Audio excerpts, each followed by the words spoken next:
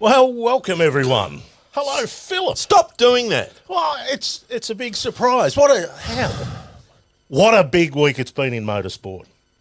No, has it? Really? What a massive week. Big-ish. Hey? Ish. Ish. Wow.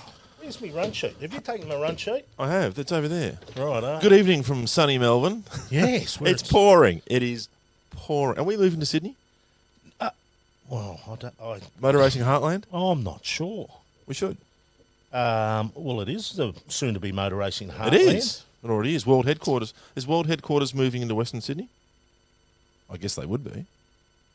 Yeah. Send us a text.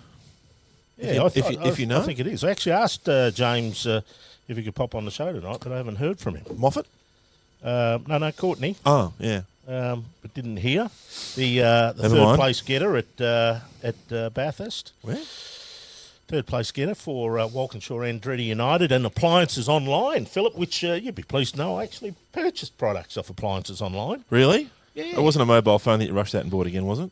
No. Oh, right. No, I don't do 6-month surveys like your good self. I do that. I'm obsessed. I'm OCD. Absolutely. Now, what a big show we got there. It is huge. Obviously, we're going to talk about Bathurst, aren't we? Fair bit. I drove. How'd you go? I drove the Chariot forwards. I went forwards and it worked out very well. 30.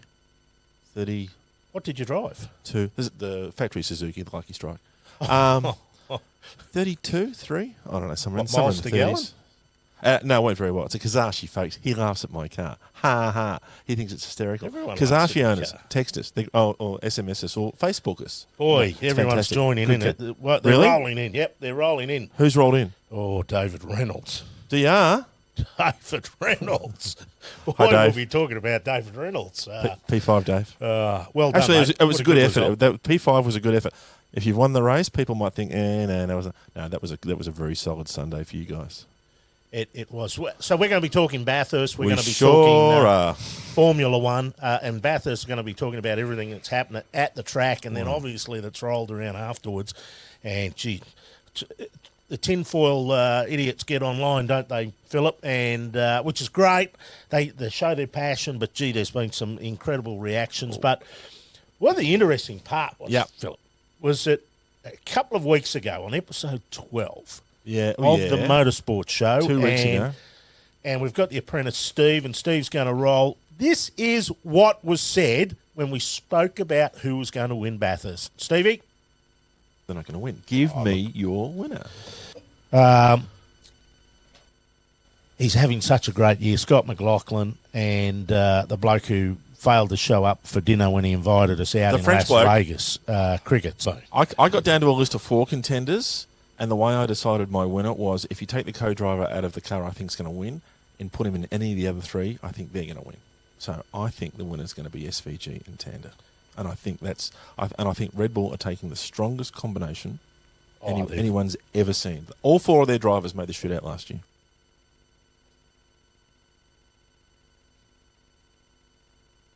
Well, who was that fat bloke you were talking to? Myself. So we picked it. So you were right. Well, we picked it. We had a bet each way. So you picked the first place getter, and I picked second. Yep. But wait, there's more. I'd like to send a cherry out to all the stewards. Wait till next week. We might have an update. We'll see. I don't know. I don't know if that's going to happen. We'll talk about that a little bit later on. But yeah, well, it could though. I've been busier than a one-legged man in a pogo stick competition. And we're going to tell you that the stuff is far-reaching. It's not that simple. No, it's not. And it's very. We've been thrashing it around all day. Anyway, we'll get to that bit. What's first? What are we talking about? Well, David Driscoll has said, did I purchase adult appliances from Appliances Online? Yes. A fridge. And a truss. And a microwave. Really? Yeah, for my old office. Oh, yeah. So there you go. So that was interesting predictions, but let's do some news first. We'll do some motorsport news before we really get into the meaty bit of it. What's first? Miami Grand Prix, Phil. Yes. What about this? Big news today was that apparently an agreement's been struck in principle to hold a Formula One Grand Prix in Miami at the Hard Rock Stadium. And who plays at the Hard Rock Stadium? Ellen DeGeneres. The Dolphins? Do they play there? Oh, the NFL stadium. Yeah, it used to be called Don Shula Stadium. Yeah, it's the Miami Dolphins. And Steve, can we just roll? We've got a little bit of vision there of a couple of. Let's roll the next one. There it is. The view. Apparently elevated on the main straight. Is that right? Yeah. Look at all of that. And wow.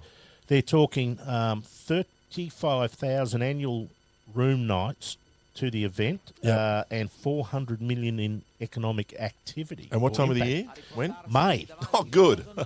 Good, because there's nothing going on in America and motor racing in May. So let's get this. There's some little race called the Indy 500. Yep.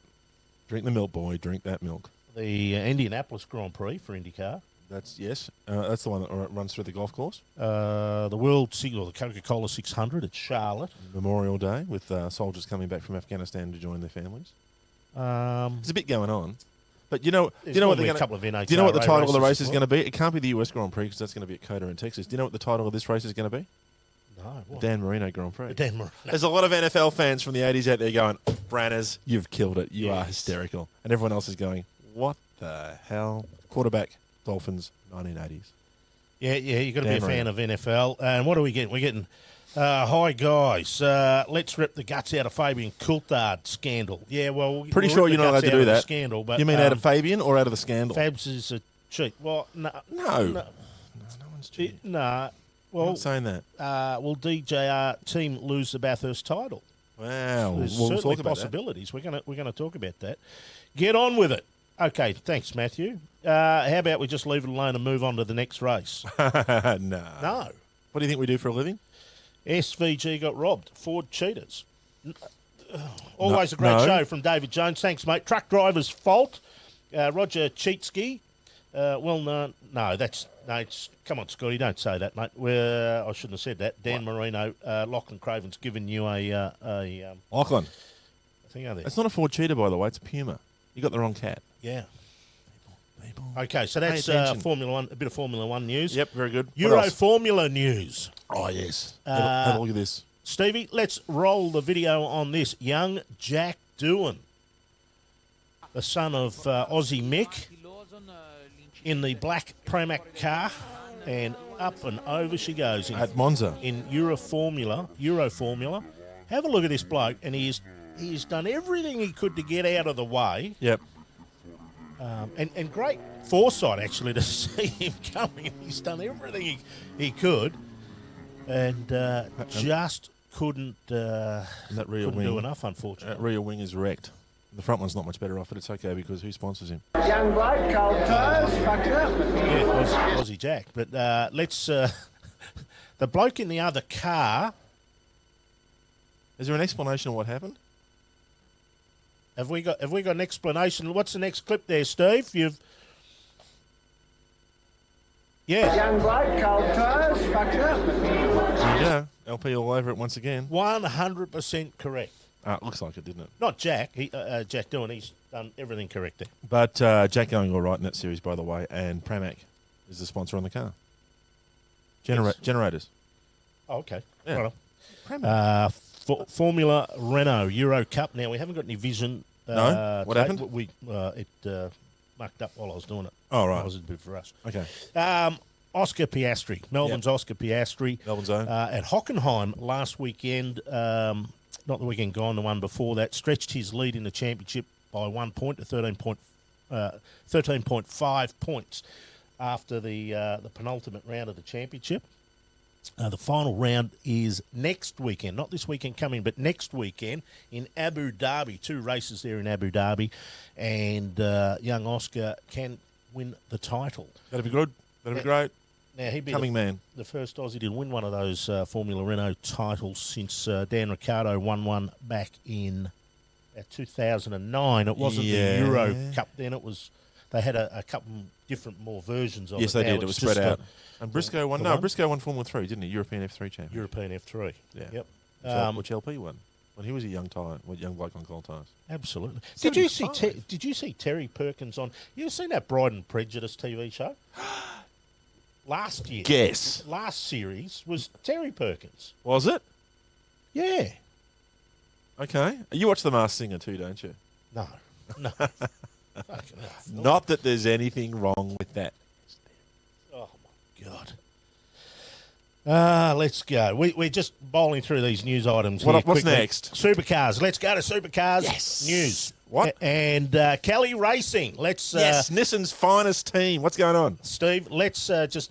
What? There we go. Announced yesterday, as predicted on the Motorsport Show 2 weeks ago, or 4 weeks ago, that the Kellys would run 2 Mustangs from 2020 on. Yep.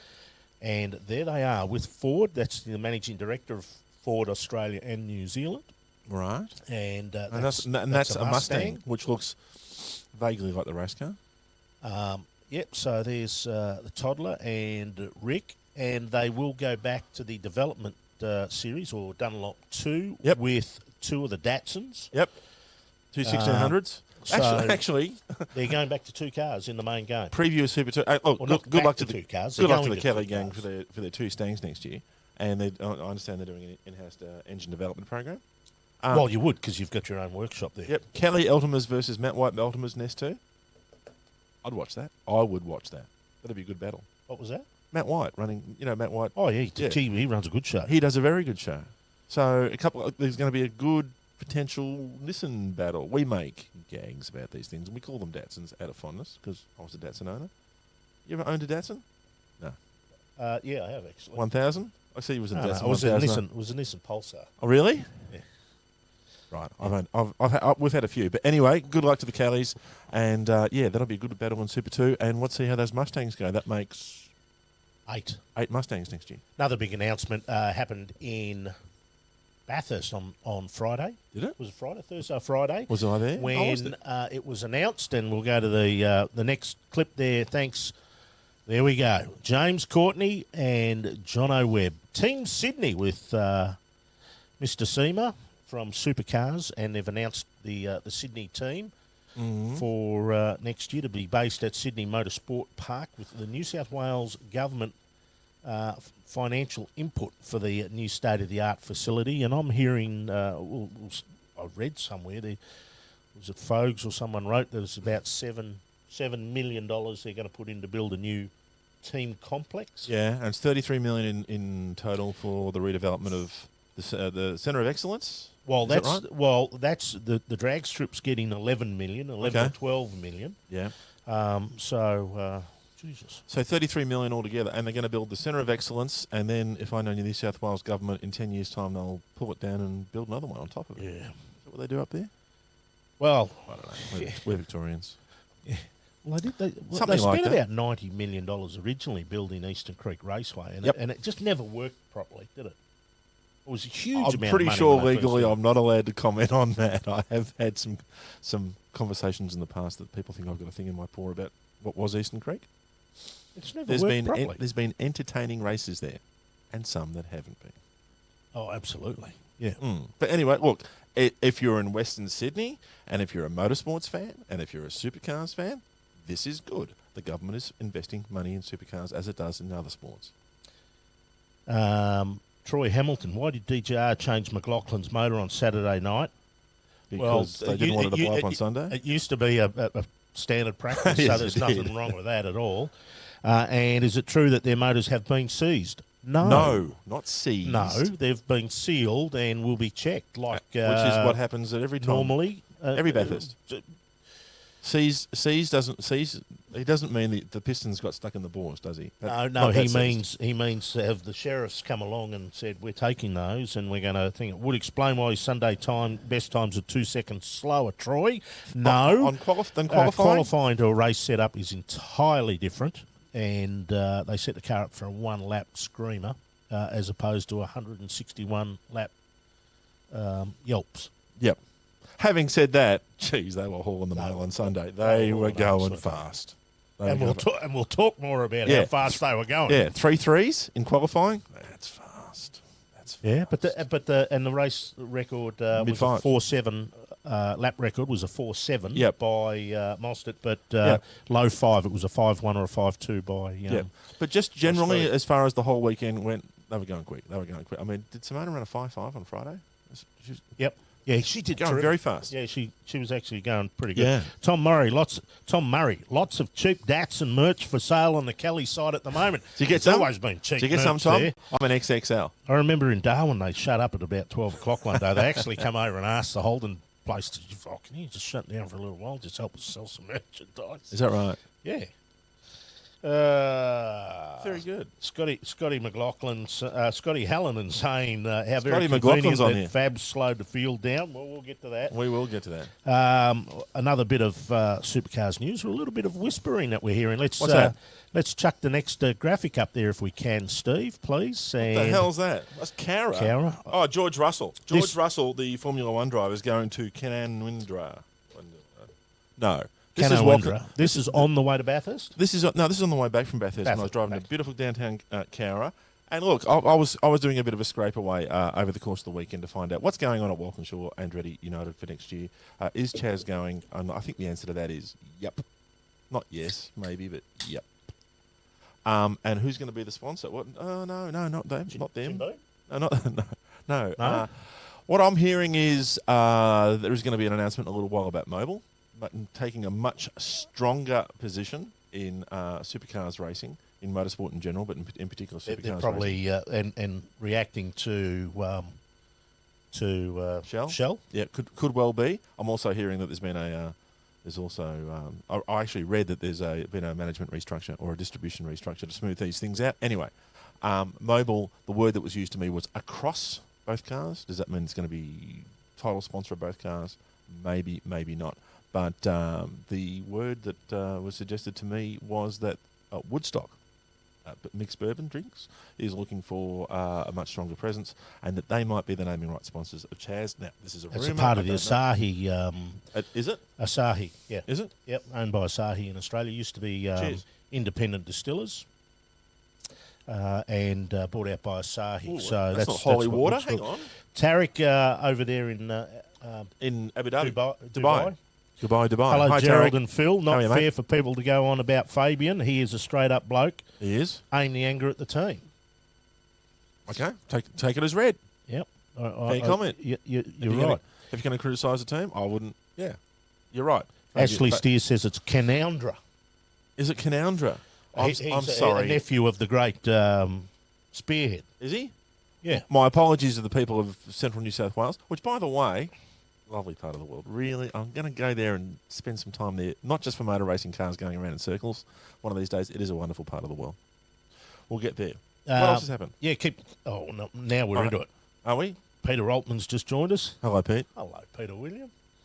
Now, Tony Heasley, Steve Betts, Alan Crampton, Is he come alive? father of Richie. Righto, let's get into it. Okay, what are we talking about? We're going to talk about the Bathurst 1000. And Okay. before we get into all of the shit that went on and has followed since, what was a great, well, the first 100 laps weren't a great race, but it was pretty average and boring. But what turned out to be a sensational race, a brilliant ending and everything. As usual. We've got to say, the television. Now, if we go back, I don't know, 3 months ago, There when were we got moments. blocked by supercars. One of us automatically. not naming names. No, I called them a pack of arseholes. Well, I tell you what, Nathan Prendergast and Supercars Media need to stand up, and everyone involved in that telecast, and take a bow, because I sat at home, and I hate sitting at home missing it. Might have had a couple of tears during the weekend, but that telecast was unfriggin' believable. Yeah, they were. And it was just sensational. The ratings have gone up about 10% across the board. Did I read that it was the highest, most watched broadcast ever on Foxtel? On Foxtel and That's Fox Sports amazing. at That is amazing. 500,000. I think they averaged 500,000 viewers right throughout the broadcast that- on that- Sunday, that doesn't which necessarily for count. Foxtel is Plus KO.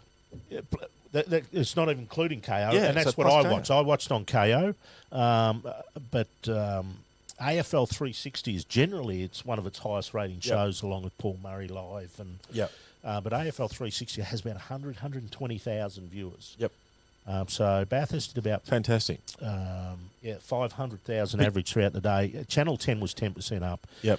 The opener, which I saw for the first time on Thursday, and I'd seen enough by the time it come around for the fourth time on Sunday. But the opener was a spine tingler, and I Yeah, it was. tweeted that on Thursday. It was magnificent.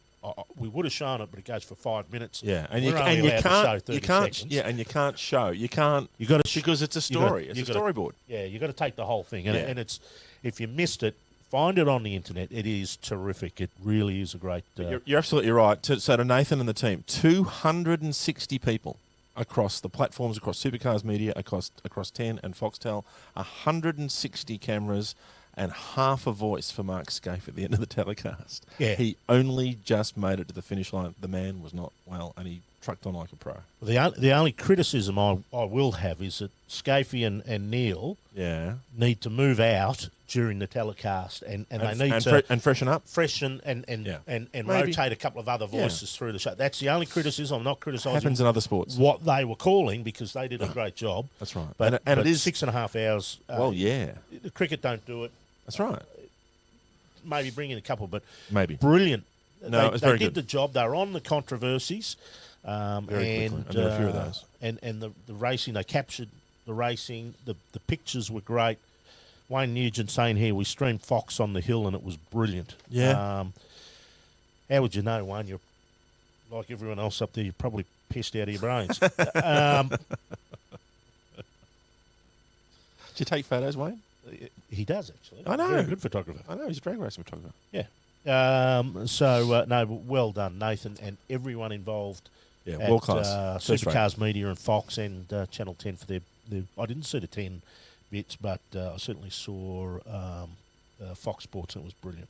Okay, what have we got? We've got some highlights. Let's go to clip one. Let's go to the next clip, Stevie, and let's see the start of the Bathurst 1000 Supercheap Auto. And Philip, Scotty McLaughlin got on pole away. position. The Mustangs dominated early on. That was the end of Tim Slade's afternoon, unfortunately. He and Ash Walsh were a bit of a sneaky and less than half a lap. Yeah, yep. There's unfortunately Todd Hazelwood, the SP Tools car going in, and that was ADP. That was a big hit when the throttle stuck open. And this is a point we'll be talking about a little bit later on. Alexander Rossi, and then the slowing down of the pack. Fabian Coulthard, car 12, at the head of that line. And that was one of the controversial talking points of the race. That's where it began. And we're going to delve into that pretty heavily shortly. And we want all of your comments on the show. Please send them in. Okay, but there was more. There was more than that going on. And there was a lot to see. Thankfully, ADP is all right. Todd Hazelwood ended up in Bathurst-based hospital, but he will be okay for the next round of the championship. And Di Pasquale, the 99 car, that was the 2017 Bathurst winner, the Erebus car. So whether that car comes back in some way, shape or form a little bit further down the line, we'll wait and see. But it was a pretty big hit. No drivers seriously injured in that. Okay, let's go to the next clip, Steve, please. We'll get Stevie got back in there. And we're splitting these up. How dare you? No, you've jumped one, mate. Wrong you've one. jumped one. Who was that? What's she doing here? Yep, here we go. Okay, this was a battle between Richie Stanaway and Gary Jacobson late in the race, and they ended up in Hell Corner. That's why it's called Hell Corner. And then late in the race also, even That was after Heingartner. going in after a fantastic day, by the way. And the battle came down to one lap. As somebody said to me, did you go all the way to see a one-lap 1,000K race? And Scott McLaughlin and his French mate, Alex Prima, there he is, the man who stood you up at dinner, Gerald. I got it in before you did, standing on top of the Ford Mustang. Their first Mustang victory at Mount Panorama. In all of those years. And do you know what he said to me about you? Do you know the message? Did you talk to him? No, I didn't, because he stood you up at dinner. Frenchie, you swine. How could you? You could have been having dinner at Wolfgang Puck's in Las Vegas, but no. No, congratulations to... Look, before we get into any of the nitty-gritty, fantastic drive. McLaughlin is the best supercars driver around at the moment, and Prima did a brilliant job in the best car. And the team, that technically that car couldn't be touched. And as Ryan Story told me in the build-up to the race, the week before they went to Bathurst was hell. They had all sorts of problems, and they had to overcome them, and then the thing ran like a ticking clock all weekend. Okay. Well, they did, and a 2 minute 0.3, 2 minute 3 second 0.3 second qualifying lap in the shootout. Yep. Tremendous lap and quickest ever around the mountain. On fire. And Yeah, like Chaz was in the threes as well. We put on the front row of the grid, then we all went out and went, oh no, the gunfighter's back in town. He was just fantastic. So a brilliant job. And Prima, a once-a-year supercars driver, or 3 times a year supercars driver, once again gets off the bench and does a fantastic job. And he was struggling with flat spots in his tyres at one point and went backwards, but they recovered from that. Alex is a world-class driver, and for people that don't know his career, he's raced. He had Lewis Hamilton as teammate. He had Nico Rosberg. He was on the doorstep of Formula One. He raced in what was that nation's A1 Grand Prix and won the title for France. Won the title. Yep. I mean, the guy you got a letter about that, didn't you? I got a letter from France. Good, said, man. "Come." Right. A French letter. Now, so the controversies, though, Philip, because of what went on there on lap 135 where the safety car came out. And we'll show the vision shortly, but here's the big deal. This week, Lee Holdsworth and David Reynolds have both come out and said, well, Holdsworth said, you could probably look at it as match fixing. Dave Reynolds said it is match fixing. Barry Ryan called for the disqualification. The team manager of Erebus and Penrite Racing come out and called for DJR Penske to be disqualified from the race, the entire team. And the 6-time winner, Larry Perkins, texted Neil Crompton during the telecast while Fabian Coulthard was slowing up the field and said it was disgraceful. Now, let's so people have come out and really hooked in about this. I believe we have an official reaction from Shell DJR Penske. Steve? How dare you? Okay, that's where it was supposed to drop in. Yes. So they're not happy with what's being said, but... No. Let's go through it, and then we'll talk about, and we want your comments. Jim Byrne is saying strip team points and deny DJR Team Penske the number 1 pit for 2020. Well, they've got to win the team championship. They are winning it, but they've still got to win it. Yep, ways to go, 3 rounds. Ryan's story face was such a giveaway, and I think if he looks back in that video of when Murph interviewed him, he'd never do that again because it didn't look good. Where is Scott Pye going next year? I don't know. That's a good question. Where is Scott Pye going next year? I don't know. Think he's going to be... We'll talk about that a little bit. If they strip a DJR, they should strip Red Bull, says Frank Stephen Stewart. I'm not quite sure what for in that particular race. Well, I do, and we'll talk about that in a minute as well. Daniel van der Hayden said race control can directly instruct drivers, so why didn't they send cars past the slowing car? Because the slowing car was not in trouble. Well, not in mechanical distress. You're right. If the driver of that car, in this case Fabian Coulthard, had said, I've got an engine problem or a transmission problem or it's overheating and that's why the car slows down, it's a common protocol that the cars behind, even under yellow flag and safety car conditions, can go past. But that's not what he said, and we'll get to that in a minute. Oh, and plus, he wasn't behind the safety car, so they have to go and individually tell every team to go past Fabian Coulthard at that point. Everybody would know.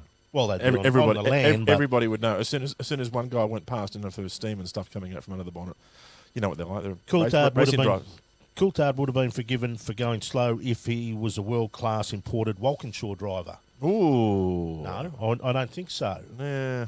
Not for long. It's good to have opinions. Strip the team of all points back to the grid next year for Penske, said Darren Hawkes. Pretty sure you can't do that. Mike Farrell says they're cheating. Mike Farrell, you were good in MASH. He was good in MASH. He was really good. BJ Honeycutt? Yeah, I know. He's good. Yep. All these messages for 12, you could believe them if they sent them to 17. Well, we'll talk about that in a minute too. So we're getting these. Paul Morris has joined us online. Where of course come in and do the show, dude. And by the way, congratulations, legend. You are a legend of Bathurst, and you're an official legend now. And as I said when I saw you at the track, well deserved. Well actually, dude, if you want, you can call in. We can hook you up on the Bluetooth. We can chat there if you want. Next thing we'll be importing. They'll be importing us, but no, they won't do it. They won't put us on their show. No, if the dude wants to call in, we're very happy to chat to him. It was a fascinating situation. Can we go to the first clip we got? Because we've got to start running through this. Yeah, let's go, Steve. Let's go to the first clip. Righto. Safety car boards behind. Safety car boards behind. Slow down. Jeffers. Double stack. Box this lap. Then we stay out, mate. Car's off in the last corner. It's 27 to go. Fabian's going stupidly slow. Fabian is going stupidly slow. Well, so that's lap 135. That's 135. Now that audio isn't timed with exactly where they are on the track. That's right. But already, Fabian hasn't been told to slow down because his car's overheating. He's been told to slow because there's Debris. Debris was the wife in Everybody Loves Raymond. Deborah. Ah. Debris. I don't know where the accident is. We don't know where it is. It could be on the mountain. Now, I'm not quite sure how that happens because every team has not only the TV there, and they would have seen that the Napa car was in the pits. The 27 was Murray's. At Murray's, last corner. But they 23. also have a timing system, and it shows where every car is on the track. Yeah, because it's taken from the section times. So if you were at the track and you had a television tuned to either Channel 10 or Foxtel or a smartphone, the chances are you would be able to tell where that is. And as we heard on the audio, and again, it's not necessarily synced up to the vision, other drivers were aware that the car was off at the last corner. Absolutely. So if you were going to pit, you don't drive around the last corner. Okay, let's go to the next clip, please, Steve. 20-second double stack. Caution, I don't know where the incident is. I don't know where the incident is. I don't know where the incident is. I don't know where the incident is. Slow down, use extreme caution. I think it's on a mountain somewhere. Slow down, extreme caution. Okay, so Fabian has said there he can't see where the incident is. Now, before the yellow flags came out, he was 3 seconds behind the leaders. At that point, when he came out of Forest Elbow, he was getting on for 40 seconds behind the leaders. What do you mean you can't see where the incident is? You've got the whole Conrod straight in front of you. At that stage, we'll get up on that because after this, we'll have the commentators. At that stage, he's about 13 or 14 seconds behind. So even so. And the other guys have effed off. Right, so let's go to the next clip, please, if we can. Yeah, Fabian should get a penalty for that. Going stupidly close. Extreme caution. They still have not told us where the safety car is. Race control have not told us. Get your box this lap, staying in the car. Yeah, okay, Fabian needs the penalty as well. This is shocking. Well, everyone knows where the safety car is. It leaves out of pit lane or near pit lane and takes off. And so it wasn't going to pass Fabian, was it? No, it's going to be on Mountain Straight. So now, for a team that's won so many races this year of capable engineers and management, correct. If you can believe that they didn't know where the accident was, they didn't know where the car was beached, then you would have to ask the question: how come they didn't know? If everybody else in the joint knew, how come they didn't know? And did they tell? Did they give the same information to car 17? Now, loving all the Holden fans going off about this, says Clayton Reddy. It's hilarious. The only way they know they can beat Scotty is to try and get him disqualified.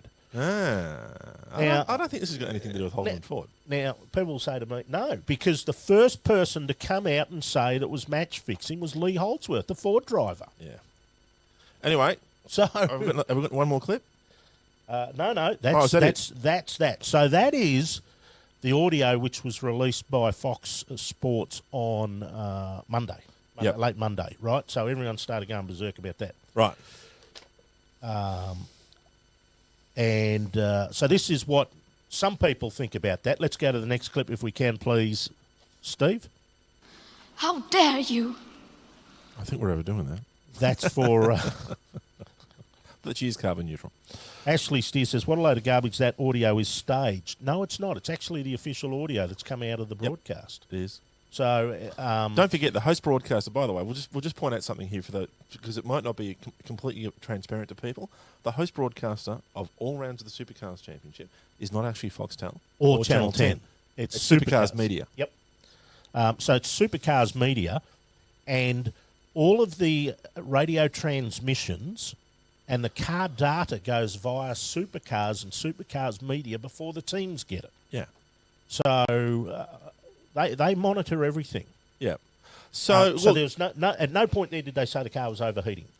No. Well, see, there was an important distinction to be made here. There was discussion prior to that Car 12 was suffering some overheating problems, and as we said before, if Fabian had said on the radio, "I've got an overheating engine," or "I've got to slow down to cool the car down," or some other mechanical malady, everybody behind him or anybody behind him would have been well within their rights to have gone, "Sick car, I'm going past," and that is a common occurrence in supercar racing. He didn't say that. He slowed down because of extreme caution. Now, here's the fun part. Now, the two cars ahead of him didn't slow down. Now, the rule's very clear on this, isn't it, Phil? Yes, it is. And it says... That's not the rule. I sent it to Philip, and it did say that... it's on our phones. That's a different rule. We're going to get to that one in a minute, too. Yeah, where's your bloody text messages? Anyway, it says you've got to slow down. First thing it says is as soon as the safety car boards and the yellows are displayed, you have to slow down. It's a very clear rule. Yeah, it's in the Supercars manual. It's Rule 10.2.2.1 that when notified by the safety car intervention and flags, the drivers will reduce speed. Now, it doesn't say by how much, and it doesn't give any information about degrees. But we have information here. And that is, if we go to lap 135, the car that was leading was the 888 Commodore. Yep, Jamie Whincup. That's right. Yep. And on its in-lap, it completed the lap in 2 minutes, 8.25 seconds. So it's done a 2:08.5. That's right. And right behind him was under safety car yellows. That's under right. Full course yellows. That's right. And 2:08.31 for car 17 on lap 135. So he was 0.2 quicker. Now that was with, that's right. So that was a couple of seconds slower than the previous flying lap they'd done. They'd been going very fast, extremely fast. But at the time that 27 appeared on the screen, beached at the final corner, those two cars were on Mountain Straight. They'd just gone over the crest on Mountain Straight. No, so they were at the cutting. We'll show you that in a moment. They were at the cutting. So when the car on lap 135, itself, they were on Mountain Straight. On 113, they're at the cutting. Oh. No, sorry, they're at Forest Elbows. They were heading up towards the cutting. Yeah, heading that's right. towards it. Sorry, That's right. Mountain Yeah, Straight they were. towards the cutting. But they were still in Sector 1. So they drove Sector 2 and Sector 3 very fast. And as Paul Morris has pointed out, the 2014 Bathurst 1000 winner and a legend of the mountain. Read the timesheet. Personal best under yellow for thing. And the number 17 sets the fastest sector of the race on an in-lap under yellow. Right? Neither of them have slowed down to start with. That's right. Let's go back to the preceding pit stop that both of those cars made. And again, they came in together. And that was lap 113. And again, they made that under yellow because of the Kostecki crash at the top of the hill. But by the time they were aware of that and the yellow flags were semaphored to the drivers, Scott was on Conrod Straight, and Jamie was just coming out of Forest Elbow. So they had a third of the lap left, and the lap times were pretty similar. 27.7 for 888 and 27.69 for 17. So the times were comparable, even though on lap 135, 2/3 of the lap were under yellow, and even though on lap 13, 1/3 of the lap was under the yellow. So the only realistic conclusion you can come to was the pace on those two laps was about the same, and they weren't significantly slower. Now, it doesn't say significantly slower in the rule book. It's what the stewards might determine when they get together next week on the Gold Coast that decides whether there's been a breach of that regulation. Now, so what you can then say is, though, Phil, is that, hang on, let's look at every in-lap from every team. Yep. And they all race back to the pits. Yeah, there's no everybody doubt about does. it. Everybody, right? So you might go, well, you can't ping them for that. That's right. Let's go through Fabian Coulthard's times before the in-lap. 2068, 2062, 2059, 2063, 2059. They're the 5 laps before he slowed down for the alleged overheating issue. His in-lap was a 2-minute 54. Yeah. So you go, well, 2 minutes. Did he slow down enough? Has he abided by the rules? Well, hang on. His other pit stop laps, his in laps, were 2:11.57, 2:09, 2:08, 2:09, and a 2:12. So, did he overdo it? Debris. Yeah. What does debris mean? Does anybody know? I mean, I know there was a Frenchman driving for the team, but he wasn't in that car. Fabian's not French, neither is Tony Delberto. By the way, Tony Delberto, Tim Payne Award, safe pair of hands. Fantastic drive. So, will the stewards determine that they overplayed that? And what will they ask questions about the pace of 88 and 17? Because they didn't slow down significantly. Was the message passed on to 17? Because if the crew was concerned about Fabian Coulthard being aware of what the danger was on the track, and what were they doing? Recreating the Battle of Forest Elbow? Why didn't they pass that message on to 17? Well, maybe they did, because his visibility would have been conspicuously worse because he had car 888 in front of him. I don't get it. These are just questions, and we'll find out in a couple of weeks whether there's going to be any questions about those, any answers to those questions that might affect this race. Now, let's just split up those clips again, but with the TV commentary. And, Steve, if we can, let's get the next clip. The internationals are in the sand trap. We've got Alex Rossi in the sand trap at the final corner. This is highly likely another safety car. What do they do? How do they take it? Well, it's come at an awkward time. We're on lap 135. We're almost at critical lap. We almost there. Safety car boards and flag. Safety car boards and flag. It never quite fits the window. I know. Double stack is going to be an issue here for 17 and 12.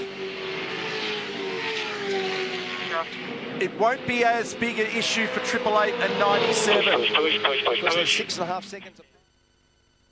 Right. Now, you saw them as they were coming up into the cutting. The gap to Coulthard. It's probably 10 seconds. Oh, at the cutting? It was less than 3 seconds. Yeah. And by the time they got to Reed Park, it looked like it was about 10. Yeah. Now, let's then go to the next clip if we can, Steve. So Whincup's the leader. McLaughlin is second. Coulthard is third with a water temperature question mark. He's slowed. He's backed them all off. So he's parked up. Have a look at the gap now. Coulthard was right there. So he's backed them all up. So he's trying to minimise the double stack. You've got to be careful playing that game because you can cop a penalty for that one if you back the field up. Look at the gap now. It's football fields. 13 seconds to Van Gisbergen. As he Now, okay, before we get to the guts of that, excellent work by Neil and Scapey there. They did good. Yeah, that was a big gap. 13 seconds. So it's gone from 3 seconds to 13 seconds across the top of the mountain there. And by the time they got down the bottom? Hang on. And I do have those. I'm not going to go right through the second time. Go through it. We like Natsoft. Craig Dwyer said, take the smoke and mirrors away. We know that what happened and why there isn't a team in pit lane that wouldn't have done this, same as DJR. Ooh, Team I Penske. don't. I would hope no other team would ever do that, to be honest. I had a team owner tell me today that if his team did it, he'd walk out. Yeah. And I think this has put a dark cloud over the event, to be honest, and sadly it's overshadowing a win by one team, but it also, we're finding out, it's taken the opportunity to win off another 4, 5, 6 cars. There's a couple of other wrinkles we're going to get to on this, and one of them is quite interesting. But before we get off what may or may not happen, and the Supercars operations manual will be consulted conspicuously in the next little while, and who knows what's going to come out of that. There is something above that, and it is called the FIA International Sporting Code. And if you read your International Sporting Code, and it's all downloadable on the interwebs, you get to 11.9.3.j, which are letters and numbers that a lot of people in pit lane understand and have memorised. And let me read this to you because it takes a few seconds. It says that the officials may disqualify from any one competition or for the duration of any event, any competitor or driver whom they consider as, or who is reported to them by the clerk of course or by the organising committee as being ineligible to take part, or whom they consider as being guilty of improper conduct or unfair practice. That by some people is referred to as the Singapore rule, and I won't say why, but that's the sword of Damocles, folks, because if officials deem that something untoward has happened or something unfair or improper, they can take appropriate action under the FIA rulebook, and that could mean disqualification. Now, that would be an extreme reaction, and I'm not suggesting for a moment that that would be appropriate.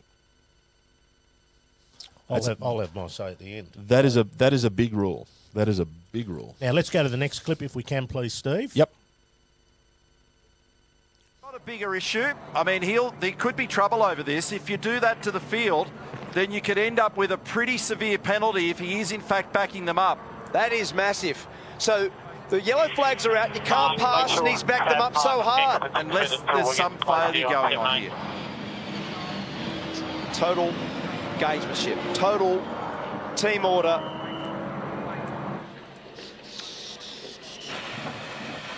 Yep. Now, Scafey got it right there, total team order. Now, we didn't hear a team order for that. Nope.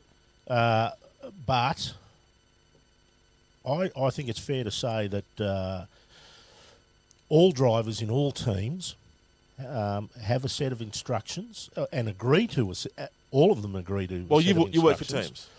I worked for some teams, Yes. and also in my previous life. Now I've got no skin in the game now. Yep.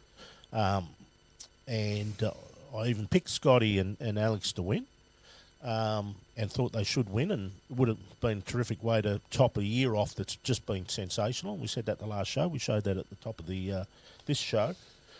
But every team has orders, and we even had Garth Tander in here a few weeks ago, and we were talking about when we took the nuclear banana 427 Monaro to the Bathurst 24-hour, and there was still a bit of negotiating going on regarding the speed of the car. So the guys in practice and qualifying were told if they were going too fast to take a drink. And they took a drink. And they slowed down. They would drive off the circuit to a drive-through and buy a drink. Debris. I don't know where it is. Multi-21, Seb. Correct. Racing teams have codes. Now let's go to that next clip if we can, please, Steve. Righto. So that has changed everything. So I'm watching the computer tumble like the stock Sparks market are here at the coming off moment. Yeah, this is unbelievable. McLaughlin's jammed under the rear wing. It may have now become a two-horse race because of what's happened with Coulthard and backing the field, whether deliberate or whether there's some other issue at play there. Because that gap has opened up so much, the others are not a factor anymore. Yep. And that's the words, isn't it? The others aren't a factor anymore. And sure, look, there was further safety cars to play out later in the race. Yeah. But what people don't understand is that there were 5 or 6 cars behind Coulthard. Yep. And a number of them were in far better fuel situations. Especially SVG, who had pitted 11 laps previously, and the gap between stops for 888 and 17 was 22 laps. So he only had to take half the amount of fuel. Short fill.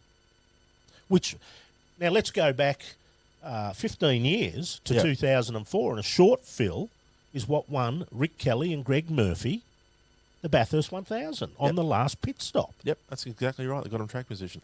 Track position. And as an indication of how important fuel consumption is, what is the one thing that's common to all the victories you see at Bathurst and in a lot of other endurance races for 888, whether it's been Team Better Electrical, whether it's been Team Vodafone, or whether it's been Red Bull Racing? And that is, tactically, they almost always prize track position.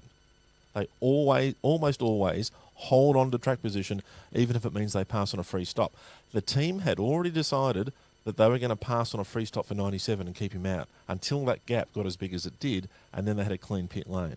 So, with 35 to go, and it's a moot point now because there were safety cars, were those guys going to get home on the fuel they had? And the answer would have been no, because Jamie actually gave it up, which is something they don't do. Went back to fourth and never got to fire a shot in anger after that. So, look, it's a very complicated situation. Would you want to be a steward at the moment, Gerald? Not me. Well, no, I think they've got to be brave. Oh, and adjudicate on what's going on. The integrity of the competition is more important than the race winner or someone that gets a trophy. If the competition doesn't have integrity and the rules don't have integrity, throw the fucking things out because it doesn't matter. You might as well let's go race smash up derby. Well, there's another wrinkle to throw on top of this as well, and that is, isn't there a betting partner associated with supercars? Am I Absolutely. right in thinking The teams of and supercars, the teams are owners, shareholders of supercars. They have a deal with Unibet. Now, there's other implications involved there because there's legislation involved around betting.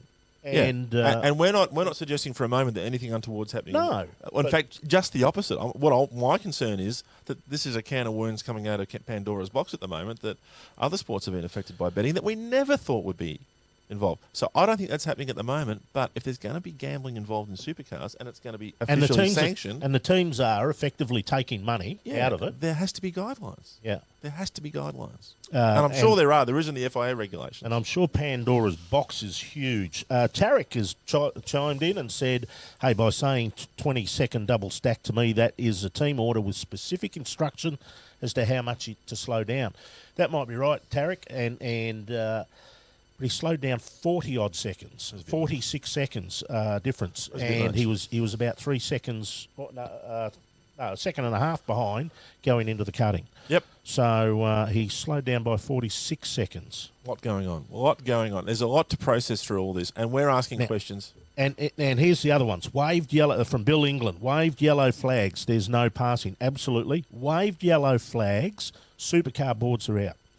Now, I've copped a text message just a little while ago, and it says from someone in the know, Bryce Fullwood. Good job. Yeah, Did a great job. I had another in the getting ready for this show tonight. I spoke to a number of team senior people. He was one of the first names that came up. Actually, did a fabulous job. Let's say Heimgarten did a fantastic job as well. And one of the people that got screwed over by what went on. But Bryce, 10 out of 10. Great effort. Bryce didn't see a yellow flag and copped a 15-second penalty and lost his race win.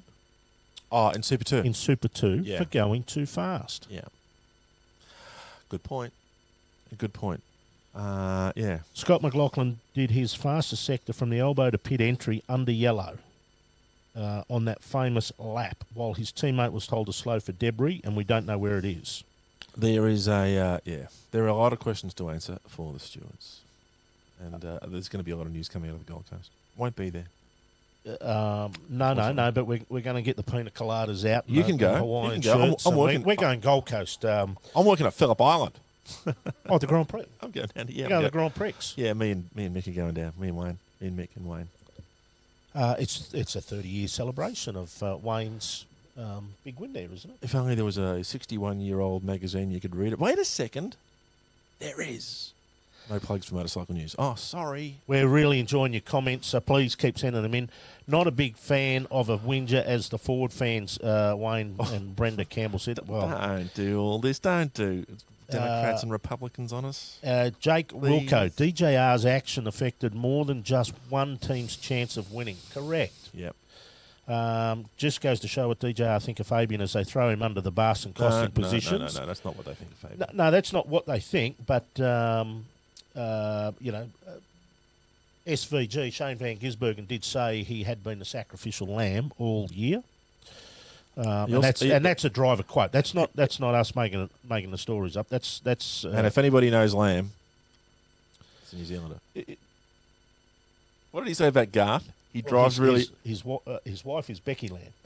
That's right. What did Shane say? Garth drives really well for an Aussie. That was one of the comments of the weekend. Stephen Davies.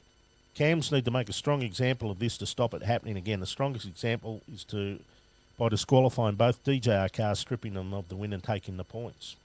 But if they do that, what are they going to disqualify them for? If they let's imagine they take action against 17 for going too fast under yellow flags. They're going to have to take action against Triple 8 as well. 97 is going to win. Yeah. And have we mentioned that Courtney and Jack were third?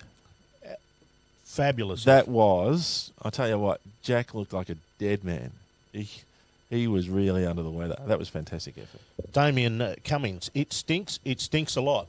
Sorry, that was me earlier. It was the dodgy Vindaloo. Why should it take so long for this to be sorted out with Team Penske? Shouldn't a decision be made thus week? Hayden Slattery. Good question. And the answer is question. The teams and the stewards will only be together next on the Gold Coast. Every Monday night or whatever it used to be, the AFL tribunal, Phil. Like, seriously? In this day and age of $300 airfares and all of that sort of stuff, we can't have people fly to Cam's head office and sit down and work it out? You mean Motorsport Australia? Big news. What? Big news. Rebranding. And actually, we're handing out some bouquets and brickbats. Bouquets to Cams. Sorry, Motorsport Australia, because they didn't draw it out. It wasn't a massive, great announcement. There weren't 45-minute speeches. They just put it out there and said, what do you think? Rebranding. Anyway. Ian Smith said, wasn't Triple Eight in front? If J-Dub slowed, then so would have Scotty. Yeah. No, Scotty could have slowed himself as well. Oh, yeah. Because his teammate behind him slowed. He didn't have to drive under He didn't have to drive under the wing of the car in front. He didn't have to set the fastest sector time for that sector heading to the pits. Yep. And he was 0.2 of a second faster. Yep. Roger pays $300K to Cams, and you'll never hear about it again. Let's hope that's not the case. I think we're getting into actionable territory here. No. That's a suggestion of what they should do. That's what fans are saying. Is there any reason why we can't do a NASCAR and assemble the field behind the safety car before opening pit lane? Well, that's a good question. You're not the first person to ask. Who was that? That's Wayne Nugent. Not the first person to ask whether they should close the pits in those circumstances. No, but the issue is unlike NASCAR, we don't have pit stalls for every car. Two cars share a pit stall, correct, and a boom. So that's the big issue, and it would create a double stacking for every car. Because in NASCAR, everybody comes in at once, almost religiously. And there's unless you're trying to get a lap back, 42, 43 pit pace. Sure are. We'll get to that in a minute too. You guys have really made sense of this, says Jason Lewis. Well, are you sure you're watching the right program, Jason? Jason, NCIS. Phil wrote some things on the weekend and got called a dickhead. Who by? A bunch of Americans. I answered some things on the on the interwebs last night and got called a dickhead. And people said you don't know what you're talking about. We'd like to think that after 30 years of working professionally in motorsport, that we've got half an idea. The first time I went to Bathurst to write about the race was 1989, and people still encourage me to go and do it. So, yeah, I don't think I'm the smartest guy in the paddock, but I've sort of been around and seen a few stuff, stuff by now. And we like to talk to the right people. Now, we do, and we're accountable to the right people. If we say something, and I'm sure we've said things tonight that people aren't going to like. Lots of people in the pit lane have got our phone numbers, and they will ring us up and test strips off us, or next time they see us. But anyway, look, I think there's a fair bit to wash through on this by the officials. What's next? I though, let me say, I think it's a dark day for the sport, and I think that in Australia's greatest race, we shouldn't have to put up with this sort of stuff. And without doubt, it was clear team orders. There was no overheating. The wolves try to be pulled over the eyes, and I think that Cams need to be brave and make the boldest decision personally. And I think it'll be a sad day, but let's not forget that Peter Brock won his 9th Bathurst 1000.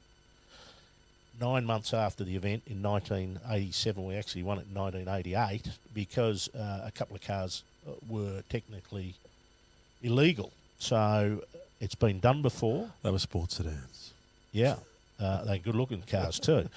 It was done before, and sadly, I think it needs to be done again because and people have said, don't blame Scotty, don't blame Fab, it was a team. Well, the rules, the FIA rules say that the team and the drivers are one, aren't they? Indivisible. And if one knew about it, the other one knew about it as well. All 4 drivers would have known what the codes are. All 4 drivers would have taken... Let's swap the boot on, and think that Fabian was right up the clacker of the 888 car. right, with the 17 behind him, it probably would have happened as well. Who can say? And if it had been the other way around,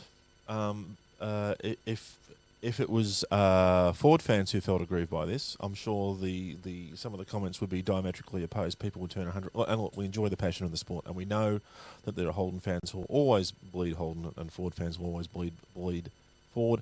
And next year, you get your wish, because all those pesky little Aldermers are going away, and it's going to be two colours on the grid. But the issues in this matter, I think, as we've tried to point out, are bigger than that. I think that it comes down to team against team, driver against driver, and what's going to come out of this. And look, I've got a lot of faith in the stewards. I know a lot of people criticise them. I'm in a position, fortunately, where I get to talk to some of them, and I've got the greatest amount of respect for the people who will sort through this. But like Gerald says, this could play, and we might not get a result for the Bathurst 1000, because don't forget, at the moment, the results are still provisional. So we might not get a definitive result for some time. I hope that's not the case. I really do. I hope this is all settled before the cars go racing at surface. Good people will put a lot of work into this. Ben Davis has come in and said what people need to remember is there's no crystal ball. There's no way of knowing what was going to happen after this in regards to other safety cars. That's correct. And that is correct. But what it effectively did was that it squashed the chances of the guys behind, because it gave someone track position. That's exactly why they were going to wave the 90. They were going to wave the 97 around. They're going to wave SVG around, and he would have had track position. Correct. With one stop to go, everybody would have been potentially on one stop to go for the end of the race, because nobody was going to go 26 or 27 laps. Jake Wilco, we can't have this keep going. No, we can't. Let's hope they do something on there. Is there a rule about bringing the sport into disrepute, says John Evans? Can't be John Evans.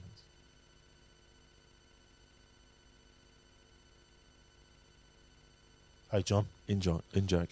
A man we miss and love. Yeah. I think there is. I don't think this is going to be necessarily handled under that. I think it's going to be. I think the rules that we've already touched on will pretty much shoot a hole through the middle of this anyway, one way or the other. I got a bit teary there thinking about poor old John. Mark White. Hey, Mark. First up viewer. What do you mean, first up viewer? Long time viewer, first time first time caller. And hello, loving you're what on I'm here. seeing and hearing. Car 17. Well, it's good that he can hear as well as see what we're doing, because we've had a few times we haven't been able to do that. And we've had a few beers. Car 17, Triple H should receive 15-second penalty. Fabian gets disqualified and the team receives a substantial fine. Can't happen again, as David Reynolds stated, and Lee Holdsworth did. It's Max fixing. What about Ryan's story interview when all of this was happening with a smirk on his face? As I said, Ryan's a good bloke. He's a very quiet guy, and he's a lovely guy. What he's done with that team is brilliant. Unbelievable. But I think this isn't his best performance, and the TV interview that Murph got with him and that look didn't sit well with a lot of people. But you've got to hand him an incredible pat on the back for building the team into what he has. And do you know what we haven't mentioned in the race so far? What? A friendly fire at Tickford. Yeah. Chaz and Cam Waters, for the second time in a row, for the second Bathurst in a row, dancing off into the kitty litter together. Yeah, imagine that debrief. Not good. Chris Barwick, I feel for the teams that were disadvantaged from DJR Penske's huge investment in motorsport, both financially and mentally. Correct. And Bryce Fullwood and Andre Heimgartner. Now, Andre had that biff up the top of the mountain at the end. Yeah, very sad. Imagine had he actually been out in front. Oh, yeah. He had the opportunity. Yeah, he had the opportunity. If he was the car behind 12, he had the opportunity to be in front. He was on better fuel. Yep. And had done a terrific job. We've been talking about parity all year. There was a parity adjustment for the Datsuns just before they went to the mountain, and they went like jets. Andrew Anderson, what about Ryan's story? Yeah. Someone else said, stop with logic, please. Okay, all right. Off subject, how often and when are you guys on? Love it, says Jason Lewis. Hey, Jace, we're on every second Wednesday night here at 8:30 if you're in Melbourne and Sydney, at 8 if you're in Adelaide, at 7:30 if you're in Queensland. Fuck if I know. 10:30 New Zealand. Is it Wait, 3 hours to Australia? Perth? 5:30 to everybody in Perth. Hi to all the Van Loons over there in Perth. grab a beer or a bourbon and coke and sit Settle back. in, boys Yep. and girls. Hey, here's another thing I thought of. Well, I was just mentioning the Tickfords before. The Walkinshaw and Andretti United cars, both of them beat all the Tickford cars. Wow.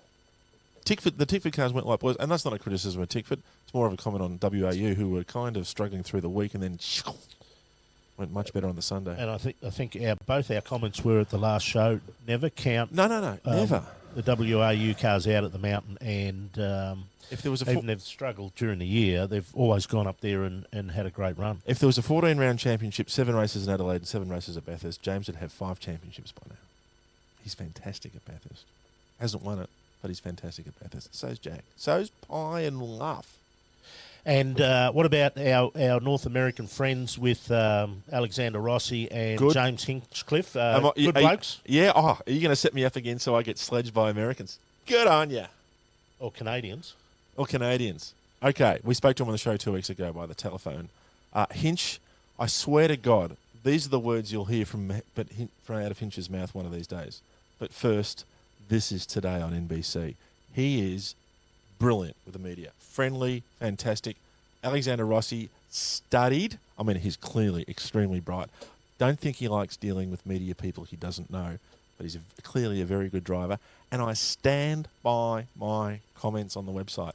On Friday, in the worst conditions, on a wet tyre he'd never driven on before, on a shiny track at Mount Panorama, he did a good job. He was 4 seconds away from pole. He was 1 second away from Courtney. That's a good effort. In the race, yeah, they fell off a bit. Overall, why did they do it? Not quite sure. A good support from the sponsors. Good to see Napa on a car. Good to see US Concrete, and they're very enthusiastic. Will they be back? I hope so, and I hope they do better. And I hope they have a bit more organisation going on within the team. But yeah, wildcard's good. Kosteki's kind of struggled. While we're chucking away, one guy I was going to mention very quickly when talking about good co-drivers, James Moffat. Yeah. Like we expected Lowndes and Tander and the guys who had recently stepped out of the cockpit, Mick Caruso, to do a really good job. Moffat starred. He looked brilliant. Well done, James. His mate driver let him down, though. Yeah. And what do we think? Is Chaz going? Yeah, Chaz is going there. Let's touch on some other bases we know about. Well, we think we know about young driver changes for next year. What are you hearing? No, nothing. Oh no, shit, no. No, I did know. The guys in contention for the other Walkinshaw seat because we hear Pies going. What have you heard? I'll tell you what I've heard, and you tell me if you agree. Go on. Yeah. Well, there were 3 in contention: Jack LeBrock, Yep. Will Brown. No, Jack LeBrock's going to Hazelwood. Tickford. Jack LeBrock's going to Tickford. He's going to drive the Supercheap car. Hazelwood. I think Will Brown is probably going to align with the Sydney team. Yep. And I think that Hazelwood is going to be the favourite to go to WAU. Yep. I don't know where Heimgartner's going. Common sense would say he would stay at Kelly's. Why wouldn't you if you've got a Mustang? Because you might have a better offer. Because he looked really good. Yeah, he looked fabulous. And he's going good in the last few races. He's actually been trucking along pretty good. Yeah. The other thing I'm hearing is 4 cars out of Albury next year. I hear the 21 is staying. There was possibly a conversation earlier in the year about not happening, but it is. And the extra one will be Jack Smith in a new wreck. And 4th entry. And the question mark is over Timmy Slade, whether he goes to Matt Stone. Yep. Don't know. That could be with I would Pinelands. think after the weekend, you felt for him, didn't you? It was it was a racing incident. 5 corners in. But you absolutely felt for Tim and Ash Walsh. And they were smoky. They because were. Ash is quick around there. People are asking how come DJR Penske's engines are being tested. It's common. It's a common thing. And what they're doing is checking that the engines meet the specifications, and they give you a power band, and it says that across this rev range, your engine must make 30,000 horsepower, and it's counting 500, 500, 500, 510, as it goes up and gives you a total horsepower, and they will be dyno testing those to make sure that they comply with the papers filed. So it's nothing out of the ordinary, and for people that are running around saying that it is. Yeah, it's not like they're sneaking away. And look, 1,000 years ago, when I was involved with Formula Ford, things were so desperate. I used to do it. I used to seal engines and put them in boxes and go back and then get them stripped. So you wouldn't know an engine if you saw one. I know a 2-stroke, but Are the ones in the Falcons, are they 2 strokes? Anyway, yeah, Brad that is part of business as usual. What a bunch of elitist bullshit. You should work for Cams. Really? Why? Hey, why Brad, are they elitist? You haven't seen off. You haven't seen the car I've got parked in the driveway. Rack off, Brad. Not interested. Elitist. Yeah, you're banned, mate. See you later. Well, we should be sitting here sledging racing drivers for doing a better job than we can imagine. No, this is our show. I pay for it. We want to talk motorsport. We want everyone to enjoy it. Sure, everyone's you allowed to have an want opinion. to abuse me? Off. Not interested. Can I abuse you? No. I have been for 30 years.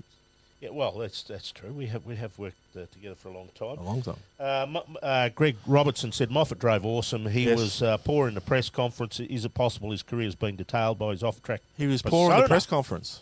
Persona. No, I don't think it is. No, he's a good guy. I don't really know him that well, No. but I mean, He's not outgoing. No, we're all a bit different. Yeah. Ian Smith says it's the same in 10-pin bowling. They take your ball and shoes away to check if you bowl a perfect game. Ha, ha, ha. Well, That's the problem. We you don't ever have have enough. your balls taken away? Yeah, by a family court attorney. Yeah. It's what Mrs. Faulty say, that if she caught Basil had bet on the horses, she said, "You know what I'll do?" And his answer was, "You're going to have to sew them back on first." What else is going on in the world? Let's go. Let's go to Japan. Let's go to Japan. One-day race meeting. Hey. Over there. Stephen, let's Next roll video the- clip. let's- There here we go. One-day typhoon Hagibis strikes the next day, qualifying and a race, and there's a Ferrari on pole, and they get away sketchily, and once again, Ferrari managed to bring the best engineered car to the paddock and not win the race. And look, first corner incident, Max Verstappen tangles with Charles Leclerc, and wing damage on the front of the Ferrari. The Red Bull gets speared off. Hamilton takes advantage of the situation. Max has some Dutch swear words, and there's a clash between Albon and Norris a little bit further down the field. And Albon went on to finish this race in 4th place, and I'm going to suggest that that's enough for him to keep the Red Bull drive for next year alongside Max Verstappen. The Ferrari comes back through the field. Max Verstappen does park with wing and floor damage. Vettel gets on with the job. I'm sorry, that's Leclerc making his way forward through the back of the field, but he had some problems so far as the officials of this race were concerned, getting not one, but 2 penalties. And then there was a good battle between Vettel and Hamilton. And Hamilton, is everything okay at home, because he had some comments after this race. Sergio Perez doing what he does best, backing the car into the tyres. And that's the way the win went to Valtteri Bottas. The 3rd time this year he has greeted the checkered flag. And Vettel just holding off Lewis Hamilton for 2nd place. And that result means that only a Mercedes driver can win the Drivers' Championship, and only Mercedes-Benz already has won the Constructors' Championship. They're miles ahead, and it's good to see Kel Norton Jr. taking the win. Valtteri Bottas taking the win, and Lewis Hamilton going on to fight another day. Lewis, how can I put this? If I was to say he was showing signs of depression, his comments after the race, is everything all right? I mean, honestly, and I know you got to say he's got a nice plane, he's got all the money in the world and all the success in the world, and should be happy, but that doesn't really affect what people do. Well, money doesn't always make you happy, as you say, and that's having why I no gave money all mine doesn't away. make you happy either. I gave half mine away. I could compare it with him if he wants. So good result there for Valtteri, though. But what about this after the race? Let's go to the next one, Steve. Yeah. And Seb Vettel. What's he doing? Here we go. Oh, it's a Mercedes. Oh, yeah. What's the deflection there? And gives this the official foot test. Yeah. Okay. Let's see. What's the deflection? Okay, yours does that. Okay, I might go back and hang on, just get this shit out of the way. Okay. Yep. The chalice from the palace is the pellet with the and look, and then here comes Lewis at the end. Just missed it. Now, can I make a couple of suggestions as a long-time Formula One fan? No. One of the things we saw was a broken mirror on Charles Leclerc's car, and he went through. While he was holding the mirror on with his right hand, he steered through 130R at Suzuka with his left hand, one hand on the steering wheel. That used to be the most fearsome corner in Formula One. That Cops at Silverstone and Eau Rouge at Spa used to be a test of men and women going through those corners to see if they get through their flat. There's too much downforce in these cars, and front wings crash into other cars and cause all sorts of grief. That's what Verstappen's problem was, and that's what Leclerc's problem was in the first couple of corners. Here's my suggestion. Get rid of front wings. That's it. Second thing is, as a proud subscriber to television, and therefore from a distance, Sky F1, we don't want De Resta doing commentary. Even if Martin Brundle is not there, get somebody else. Get Ant Davidson, get Karoon, get somebody else. Not him. I don't mind the accent. I just think he's not good at it. Whinge over. Well, you've flashed out there, Philip. Well, I'm sick of it. Righto. Let's go NASCAR racing. We love NASCAR racing. Next clip, please, Steve. And we're only going to show you the last lap. And here it is from Talladega, where it's 30 years ago that awesome Bill from Dawsonville, Bill Elliott, set the qualifying lap speed record at an average lap of 212 I'll stop living in the miles past. per hour. And there's his son, Chase Elliott, in the number 9 with the 13 Geico Chevy Camaro right up his clacker. But just we've got out in front, we've got the number 12, Ryan Blaney. And then on the outside, the number 6, it's Ryan Newman. Newman takes the lead, coming around turns 3 and 4, drops down in front of Blaney, coming around onto the main D-Oval. Accident behind with the 37 and the 96. You think Ryan Newman has it. They go down near where the tri-oval is and cross the line. Checkered flag waving, and have a look at that. Ryan Blaney beat Ryan Newman by a bees. 2 Ryans. Is that a Ryan story? It's Ryan's story. See what I did then? Yep. And Ryan Walkinshaw had, of course, a podium on the weekend. He did. Mark Jones says to the Motorsport Show, is F1 relevant these days? Yes. No. Oh. No. Thoughts on Leclerc, debris taking out Lewis's mirror? Oh, terrible. Yeah. 7 years of bad luck. Yes. That was his worst weekend since he's been at Ferrari. He will learn from that. He will be a fearsome challenger for next year's championship. Not his best weekend. Dave Stillwell, devastated for Moffat and Caruso. Chris Piastri, I missed them crossing live to the drivers mid-race. So many good moments captured from Bathurst past. If we talk about the supercars, yes, that is the one thing. But the competition has closed up so much. Yeah. That you, unfortunately... You can't blink. Yeah. Now, what about the great thing at Talladega? Let's go to the next video clip. And Victory Lane. Yes. Ryan Blaney with his dog. Sturgill visits him in pit lane, visits him after the race, and there he is. Look at that. Well, if other people have their kids, why can't he have his dog? Is that a boy dog or a girl dog? I didn't have a look. But some bitch. Now, the big thing about Talladega, and we'll run these next 3 clips really almost straight after each other too, Steve. Let's go to the first one. Talladega is known for the big one. Well, they had 3 big ones on the weekend. First, it was the 88 turning around. Alex Bowman and, boy, they went in hard. Took out a couple of Chevys, including the 42 of Kyle Larson in the McDonald's car, and the Ellie car of Jimmy Johnson, the 48. And not good. They have just re-signed for another couple of years of major sponsorship. And the McDonald's car got a drive-through. Sorry, I'm on fire. Let's go to the next one, Steve. And this is the big one, number 2. The 24 goes around into the 22, and chaos ensues yet again. I don't know how many cars they took out there. It's 1, 2, 3, 4. Let's look at it from this angle. So the 24 goes around the Exalta car into the 22, almost tipped it over. The number 20 in there as well. Kurt Busch just gets by.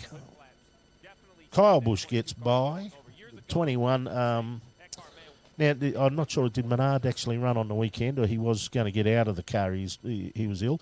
Now, let's go to the last of the big ones. This is a doozy. Yeah. Here we go. So we've got the Bush brothers are up there, but look to the outside. The 61. Oh, 62, I should say. that was. Who's that, Gowan? Yeah, Brendan Gaughan. Yeah. Brendan Gaughan, the number one's copped a belting there. There he goes. The 62 Chevy Camaro. In the air. Now, all the flaps are up, Yep. but just enough to turn him around. Help me, Tom Cruise. That's a half a turn pike. Oh, he stuck the landing, though. Stuck the landing, arms are out. Goes sideways. Meanwhile, have a look at the different angles. Like it is terrific. I had to put it in a few times because it just doesn't matter how many times you look at it. It's great. The best part about it was he emerged without an issue. But look from the in-car camera. This is a doozy. Oh, boy. Here we go. Katunga. Now that just looks like a video game, doesn't it? It does. It's just L reset D4, whatever it's called. CGI. That's the one. Yeah. Yep. And I believe there's an official word on the landing. Let's go to the next clip. Yeah. Missed it by that much.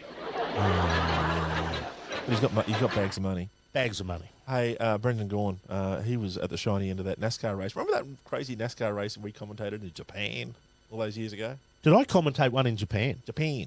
But I didn't go there, though. No, you did it by remote control. Did I? I went there on an exchange program. They wanted fat idiots from Australia. Now let's go. NHRA, round 3 of the countdown of the championship at Charlotte. Not 4 wide this weekend. No? And let's go to the first clip. The interested spectator. Who's that? Monday morning, before the NASCAR race, Kyle Larson and his son Owen. Owen, you've missed the race, mate. There to cheer on Jay Artod. Before they jumped in the jet and went whose shirt I got on. Before they jumped in the jet and went down to Talladega to get taken out in a big one. and then go home in the jet. So they were enjoying the drag race there. Yep. Wayne Nugent said Talladega is a jewel in the NASCAR crown. Daytona is, but they're close. I'm not going to argue too much. There's less beach in Talladega. Just can the stage racing? Yes. Everyone gets it. Everyone gets a trophy. All the BS that's aside, karting. Mark Trevorrow, all the BS aside, really enjoying the show. It's given me plenty of laughs. Thank you. Good. No, thanks for tuning in. We're really enjoying it. Now numbers have been terrific tonight. Yeah. Very happy. Menard didn't race, says Thomas Jarrett. Matt Crafton filled in. I thought I'd read that he was having dramas. Branner's suggesting someone should give Paul D rest. Yes. Oh, hoot and Annie. Why didn't I think of that? Scott Hallinan. Thank you, whoever. Scott Hallinan says, is GRM gone for 2020? I don't think so. I think Gary's making positive noises. That's the other guy, Golding. Yeah. Again, another driver that missed an opportunity. I said or wrote in the build-up to the race that GRM was a team with 2 number 2 drivers, and they were looking for someone to stand up. Golding stood up. And Richard Muscat. Richard Muscat. He did a good job. Never been more pleased to be proven wrong. Not that I was writing Golding off, far from it. I was waiting for him to stand up, and he did. Looked really good. He could have been on the podium. And sadly, was in that bunch of 5 or 6 cars that, got dudded. I think Gary and Barry might have their guy. Yeah. It's good news. It's taken him a while, but he's doing all right. He looked good. I don't want to, see him go 18th and then say, "Oh no, he's a write-off," and do that too soon. No. I think he is a keeper. And what did he end up? He ended up in 12th or 13th. Unfortunately, they had that wheel problem late in the race. Yeah. Anyway, now let's go to the NHRA. Okay. Next clip, please, Steve, and we'll truck on through here. The final of Pro Stock Motorcycle, Andrew Hines and Karen Stouffer. Stouffer went into the event leading the points, but Andrew Hines took his 6th win of the year on the Harley-Davidson. Actually won it on a big hole shotter with a 0.41 light and a 680 to a 680. So he's quickest by 1,000. Matt Hartford and Derek Kramer on Pro Stock Car, the Camaros. Kramer on the right-hand side, little behind at the lights, but had the power at the top end of the racetrack, and a 654 at 200 and 11.3 mile an hour took the win. So a good result for Derek Kramer and Robert Height and Jack Beckman. Beckman, the number 1 qualifier, but banged the car pretty hard in an earlier round. Red lighted. Height took the win, his 5th for the year, and his 500th, or his 6th for the year, and his 500th round win. Wow. And that has certainly given him a points advantage. And Steve Torrance and Doug Coletta. Torrance just keeps winning them. 377, won it at both ends of the racetrack. And he is holding a pretty good lead in the points. Now, some notes on Aussie races there on the weekend. Shane Tucker was running in pro stock and qualified and has certainly been advancing with his team and their own engine program. He beat Jason Line, the 3-time champion, in the first round on a huge hole shot. Line fell asleep and was more than about a tenth and a half behind at the start, and Tucker ran very, very well. Richie Crampton qualified well, qualified number 4. He would have won every race in the first round of Top Fuel eliminations, except for the one that he was in. Dear, it's always the way. A good light, a good performance. Yeah. Unfortunately, and he stepped up from qualifying, but unfortunately, Proc stepped up a bit more and That's the way it is. Won that event, won that race, I should say. Let's go to the next tape, please, or next clip. We're flying through here because we had a big show, Phil, and Alan Prusitsky in the Dodge on the left-hand side, the blue Dodge, and parachute doesn't come out. Now, he must lock one up. Ouch. Yeah. Alongside Chris McGahey, and it looks pretty bad from this angle, and thankfully McGahey avoided him because about 10, 15 years ago we did see one car come across like that and get T-boned, and it was frightening, especially when they do it from underneath because the cars aren't designed to be hit by another car from underneath. But destroyed that car. Prusitsky was okay. Now, I believe we do have an official word from the NHRA on what the cause of that was. Oh, great. Let's... Young bloke, cold tyres, fucked up. Well, there it is. It just seems to be such a common problem. I know. People aren't learning. If only they listen to LP. Now. What? And Jamie Noonan qualified in Top Alcohol Dragster. And Jamie Noonan. Yep. Oh. Is Jess Turner still running over in the States? So I don't think Jess Turner run there. Bieber wasn't picking up good vibrations. Very funny, Dave Stillwell. Oh, no, it's not Dave Stillwell. That's not funny at all. Rob Fasino, who's not here. Hello, Rob. He went to Japan with the NASCARs. Did you? You got the junket as well. Were you on the bus when we were doing karaoke? Gee, they were good times. You want to hear me sing, Rob? You want to hear me sing? But give me money or I'll sing. Sundus Hanna joined. Hello, Sundus. Good to have you joining. You are boring, says Colin Pocock. Okay, stop watching. Go away. Not interested. Now for something completely different, Phil. What? Now, it's the people that have been protesting in the city. Yeah. What are they called? Extreme Protesters. Idiots or something. Were they at Bathurst? No. Didn't see him. Sorry, had a bit on. No, but the intelligent people that are actually trying to make a difference have been up in Darwin. As opposed to me. Rather than carry on but do everything. Everyone's got a right to protest. The Bridgestone Solar Challenge started at the Hidden Valley Raceway. How many years has Bridgestone been behind that? I don't know. They're not a sponsor, by the way. I'm just asking. No. It's just good to see. They don't do any other motorsport sponsorship. And let's roll the tape if we can, please, Steve.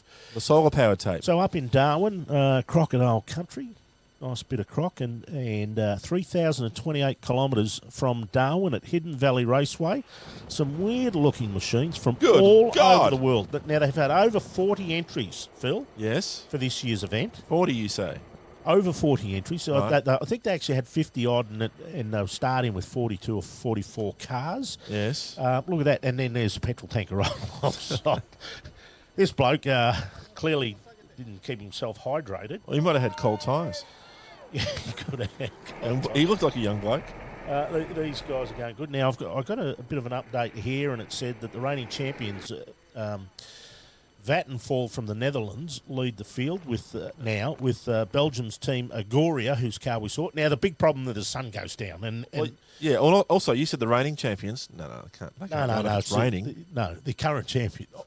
They got AC or DC? Yeah, the current champions. Yeah, you can't call them raining. Tom.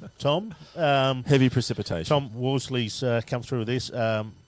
Worsley. Agori is in second, and Japan's Tokki is in third. The field was slowed to 80 k's an hour today. Slowed to 80? How fast do they go? Gale Force wins at Cooper Pedy. Oh. No, they go pretty. I mean, they'll be in Adelaide tomorrow. Solar Team 20, or pronounced 20, has led for most of the distance. Led's LED, Tom. Where are they? From Darwin, but was pushed off the road by winds today, causing them to make repairs. And with the field closing in on Port Augusta today, the scene is set for a thrilling run into Adelaide tomorrow from Tom on the trip. So that's. Let's hope they get their fuel strategy. Oh, hang on, no, they won't get that right. It's a terrific event. It is, and it should be fully supported. And well done to Bridgestone. Well done to Adelaide Events. And congratulations everybody on finding Hidden Valley, because the first time I went there, couldn't find it. No. Oh, Jesus. I'll tell you what. It's really late. We are wrapping up. We're actually an hour and a half. Jeez, that's our longest show so far. Jeez, you can talk. Now, just before we go, we're going to wrap it up. We might take, if you want to fire some comments in and questions for opinions and stuff. Over the next few days. Yeah, you can do that, or even do it now. But just for a moment, I want to just have a bit. Susan Carter, who was the daughter of Australian drag racing legend Jungle Jim Carter and his wife Leslie. Sue's passed away, unfortunately, this week with cancer, and she was a familiar face around the drag strips of Australia, certainly in the 1990s, when Jungle Jim was at his peak, and also Darren Carter, her brother, who had that huge fire and explosion when he was hit behind at the Nationals with Keith Aegis, world famous footage.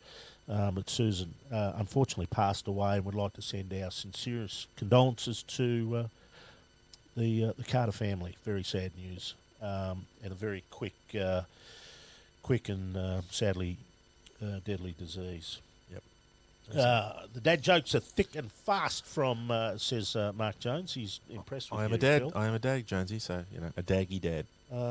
Sorry, can't change now. Well, that's about it. It is? We done? I'm just trying to see if we can get some. Cameron Fleming says Walkinshaw entry to United only try at Bathurst. No. Everyone works their tail off, like more hours than you can possibly imagine. Jake Wilco, who do we think is going to be the other driver going to Sydney? Who did you say? Will Brown. I think he's been connected with that team. Look, a few other people are talking about him, but it makes a lot of sense if Will Brown goes. Greg Robertson said, bring back Gerhard Berger to F1 commentary. Who? Gerhard Berger? Yeah. Have you met Gerhard Berger? No. He's got a very thick Austrian accent. So? Okay. All right. First-time viewer, and unfortunately I missed the first hour. Gavin it's online. Druitt. You can wind it back, and when we stop the show in a minute, it'll be there anyway. Really good show, gentlemen. Now available on the interwebs. Rumour is Penske's engines are quite right. Oh, I'm sure they're going to be right. What? Rumour? Has anyone ever suggested otherwise? Really? David Monty, no, only the fucking tinheads online. If the Camaro does come in with the Chev badge on it, it won't. Will Holden fans take the Chev badge off and put a Holden line on it instead? No, because it's a Chevrolet. It ain't coming in. It could be at the next gen car, but it's certainly not coming in currently. No, not that car. Not till 2022 when the next one comes along. Is there a rule about bringing the sport into disrepute? Yes, and I'm going to see what we can do about Phil as soon as we can. I'm off to the vet. I said to my wife, bye, darling, it's been fun. Andrew Turnbull said Penske's mantra is winners a team, losers a team. They shot themselves in the foot. Look, we've had great input from everyone. We've really enjoyed it. We've hoped you've enjoyed it. Oh, worth mentioning, Thomas Jarrett. Sorry. Good point, because we were talking about it before the start of the show. What's that? Colin Turkington winning the BDCC title. Top three covered by 10 points after 30 races. Yeah, fourth time he's won it. Yes. Driving for BMW UK and West Surrey. Another title for Dick Bennett. Fantastic guy, brilliant team. A lot better than North Surrey's. Oh, those North Surrey good. splitters. Well, don't get me started. It's not supercars. It's just not. It's completely different. Shorter races and all that sort of stuff, but still entertaining. The BTCC. If you haven't seen it this year, watch it next year. Good TV, despite the fact that David Addison does the commentary, and if he's watching this. No, and Gowie sent me Alan Gow sent a couple of messages saying that, and some reports on it. Thought it was terrific. Yep. Who's going to win the bikes at Phillip Island? Says Ashley, the Spearhead. Seaward or Spearhead? Steers. Oh, really? That's a very good question. You got to say Marquez, but I predict that in the battle for the win, I'm stretching this out so I can think of some names. Maverick Vinales and Alex Rins. There you go. Lenny Williams, love the banter, fellas. First time viewer here, will be and coming Miller, back for more. Sorry, Jack Miller. Let's hope Jack Miller does good. Yeah. Great show, lads, says Robbie Facino. Thoughts on the FIA needing to rule on S5000 at Bathurst? They don't need to rule on that. It's a Category 2 circuit. Everything's fine. Just like Dad's, great drag racing family. Very sad news, says Wayne Nugent. Mark Jones. I'm just making sure we're trying to make sure we like everyone commenting with us. So there's a bit going on. There's going to be some next time we get together. Next in 2 show. weeks. When's that? The 30th? 30th of October. 8:30 p.m. Is it Halloween? Australian Eastern Daylight Savings Time. GC. It will be Halloween, but we're going Gold Coast. Gold Coast We're 600. going coastal. We're going coastal. Bi-coastal? Is there a place you can go to learn that? Well, we're willing to learn.